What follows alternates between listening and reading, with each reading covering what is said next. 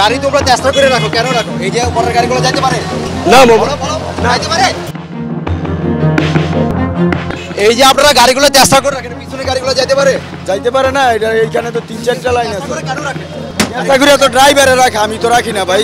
আর মারামারি তো আছে, মনে করেন বাইরে বাড়ি এক একজনে গাড়ি লইছে এমনি খেলে রাস্তায়, লাগে কি বাইক চালাইতে আছে এক একজনে।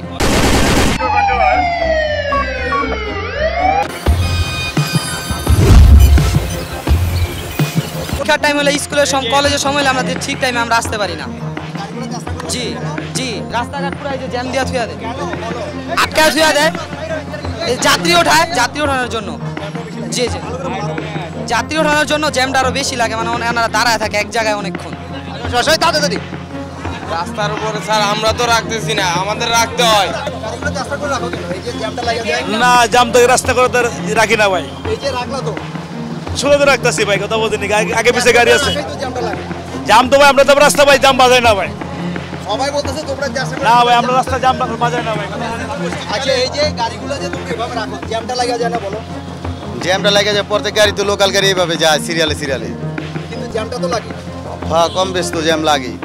আচ্ছা, এই যে তোমরা তো সবাই প্রত্যক্ষদর্শী, তোমরা দেখেছো, তোমরা বলেছো যে এই জ্যামের কারণে এই যে রাস্তাঘাটে যে লোকাল গাড়িগুলো যে চেষ্টা করে রাখে অথবা এলোমেলো করে রাখে, সেই জন্য জ্যামটা বেশি লাগে। আসলে তোমরা তো সরাসরি দেখো, আসলে তোমাদের মতে কি আসলে? জায়গায় জায়গায় থামতাছে গাড়িটা, বারবার এক এক জায়গায় থামে, এরা ডাইরেক্ট যাইতাছে না। আমাদের দেরি হইতাছে কলেজে, রাস্তাঘাটে সমস্যা হইতাছে, যে গাড়ি চলাচল করতে পারতেছে না, পিছনে জ্যাম লাগা যায়। আর মারামারি তো আছে, মনে করেন বাইরে বাড়ি এক একজনে গাড়ি লইছে এমনি খেলে রাস্তায়, লাগে কি বাইক চালাইতাছে এক একজনে। এই জায়গায় ধরেন একটা অ্যাম্বুলেন্স যাওয়ার সময় ইমার্জেন্সি রোগীও থাকতে পারে অ্যাম্বুলেন্সে। এই যে দেখেন। আচ্ছা, আমরা একটু দেখতে পাচ্ছি যে আরেকটা দুইটা গাড়ি একসাথে রেখে দিচ্ছে, যে আমরা যদি একটু কথা বলি। এই তোমরা না, আমরা তো রানিং এ চলে যাচ্ছি। একটা যাত্রী উঠছে মানে এই জন্য ই করছিলাম, আমরা তো জ্যাম লাগে জীবনও না। এই যে আরো দেখা যাচ্ছে যে অনেকগুলো গাড়ি এভাবে চেষ্টা করে রাখছে, যে আমরা যদি একটু কথা বলি যে এখানে আচ্ছা, এই যে এই হেল্পার আপনি হেল্পারকে, আচ্ছা এই যে গাড়িগুলো চেষ্টা করে রাখেন, এটা জ্যাম লাগে না বলেন? আমরা তো চাপাই রাখছি, কই চাপে রাখছেন? এই যে গাড়িটা চেষ্টা যাইতাছি গাইলা ডাইনা লইছি। তাহলে কি করা উচিত? চেষ্টা করে রাখা উচিত? চেষ্টা করে রাখা উচিত না তো।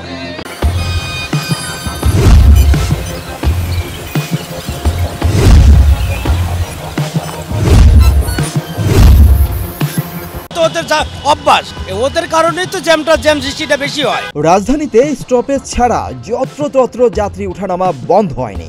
দুই বাসের মধ্যে প্রতিযোগিতার ঘটনাও আগের মতোই আছে। যত্রতত্র বাস থামিয়ে যাত্রী ওঠানামায় নিষেধ থাকলেও মানছেন না কেউই। সড়কের মাঝে বাস থামিয়ে যাত্রী নামিয়ে দেওয়ার কারণে অনেক সময় দুর্ঘটনায় পড়েন যাত্রীরা।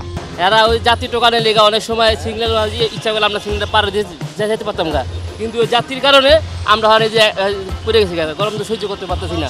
আর গাড়ি চেষ্টা করে রাখে, আবার গাড়ি ছাড়তে গেলে ছাড়ে না, উল্টা আর আঙ্গলে দুর্ব্যবহার করে। মানে আমরা এই অশান্তির ভিত্তিতে করতেছি। আর এই পৃথিবী যতদিন বেঁচে থাকবো এইভাবেই দেশ চলবো, কারণ শাসন করার মতো কোনো লোক নেই। জি, অনেকেই সময় লাগতেছে অনেক, কারণ ফার্মগেট থেকে এইটুকু আসতেই প্রায় 25 মিনিট সময় লাগছে। এরকমভাবে গাড়ি রাখলে তো অন্য গাড়ি ঢুকতেও পারে না, আর অন্য গাড়ির পিছনে আরও জ্যাম লেগে যায়। এটা আসলে সমাধান করা উচিত। দেখা গেছে বাস এলোমেলো করে রেখে যাত্রী উঠানো নামানো হচ্ছে প্রতিনিয়তই, ফলে চলাচল ঝুঁকিপূর্ণ হয়ে উঠেছে। এদিকে বিশ্লেষকরা বলছেন, সড়কে বাস থামিয়ে যাত্রী উঠানামা ঝুঁকিপূর্ণ তো বটেই, সেই সাথে বেআইনিও। যেখানে সেখানে দাঁড়িয়ে যাত্রী ওঠানামা করানোর কারণে রাজধানীর বেশিরভাগ সড়কে সারাক্ষণ যানজট লেগেই থাকে। এদিকে সড়কের উপর দেখা যায় 4-5টি লোকাল বাস পাশাপাশি এলোমেলোভাবে দাঁড়িয়ে যাত্রী তুলছে, নেই কোনো নিয়মের বালাই। যাইতে ঠেলে গেছি, আইতেও ঠেলছি, 1 ঘন্টার উপরে জ্যাম। সিঙ্গেল মেনটেন না করার কারণে সমস্যাগুলি হয়। আমার কাছে কিছুই মনে হয় না। এলিভেটে গেলে জাম নাই, নিচ দিয়ে গেলে জাম আছে। কোন দিক যাবো? সোজা চালায় না, তেরা বেকা গাড়ি চালাই ড্রাইভাররা। আমাদের কিছু গাফিলতি আছে, এই যেমন যাত্রী নয় তেরা করে গাড়ি রাখে, পিছিয়ে গাড়ি আসতে পারে না, তার জন্য জাম লাগে। নিতে হয়তো স্টিপিস করা তো দরকার, ওখানে গাড়ি রাখবে, ওখান থেকে কোনো গাড়ি রাখতে পারবে না। যেমন এটা 4 রাস্তার মোড়ে লোকে স্টিপিস, এটা বানানো যাবে না। স্টিপিস পরে স্টিপিস বানাতে হবে, ওখানে গাড়ি বের করবো, কিন্তু আমার যে যাত্রী নিব। এই যে ওরা হলো যাইবো যাত্রাবাড়ি পর্যন্ত, আমার গাড়ি যাইবো গোপালগঞ্জ, আপনার সামনে এই শাওড়ে করে দিয়ে খাড়াই রইল। এদিকে সড়কের দুপাশ জুড়ে এভাবেই যাত্রী উঠানামা করায় পরিবহন বাসগুলো, আর সড়কে এভাবে যাত্রী উঠানামা করানোর কারণে সৃষ্টি হচ্ছে দীর্ঘ যানজটের। তো ওদের অভ্যাস, ওদের কারণেই তো জ্যাম সৃষ্টিটা বেশি হয়। এই যে গাড়িগুলো আছে লোকাল বাসগুলো, ওরা মাথারে বামে ঢুকায় রাস্তাটা পুরো রাস্তা বন্ধ করে দিয়া ওরা এই রাস্তা জাম করে। এটা হলো সবচেয়ে বড় সমস্যা হলো এইটাও, যে ওনাদেরকে নিমন্ত্রণ করতে পারে পুরো রাস্তা ক্লিয়ার হয়ে যাবে।